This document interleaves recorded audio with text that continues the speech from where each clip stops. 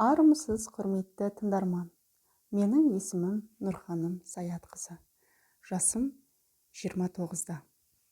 Астана қаласының Қазақ ұлттық өнер университетінің 2014 жылғы түлегімін. Мамандығым композитор. Дәулеткерейдің күйі қосалқа. Қосалқа қазақтың эстетикалық күйлерінің бірі. Күйдің әуезінде қыз баланың жүрісі, оның нәзіктігі, сұлулығы, әшекейінің сыбдыры суреттеледі.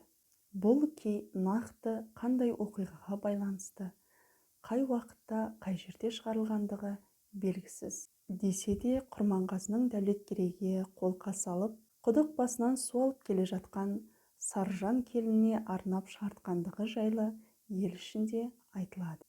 Дәулеткерей мен Құрманғазының кездесуі жайлы дауға тоқтамай, ел аузындағы сөзге сүйенер болсақ, Дәулеткерейдің үйлі болып, келін түсірген шағындағы Дәулеткерей шығармашылығының орта тұс кезеңіне жатқызуға болады.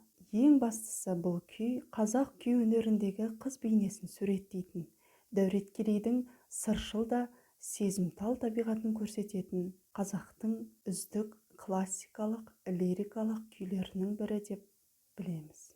Қазіргі таңда бұл күйдің бірнеше нұсқасы жеке орындауда және де оркестрдің орындауында елге танылып жүр. Алғашқы ноталық үлгісін Александр Затаевич Махамбет Бөкейханов пен оның інісі Ғабдол Бөкейхановтың орындауында және де Ғабдулман Матовтың орындауында жазып алса, осы соңғы үлгісін Латиф Хамиди мен Ахмет Жұбанов бірлесіп жазған Абай операсының 3-ші бөлімінде би көрінісінің басты тақырыбына өңдеп енгізген.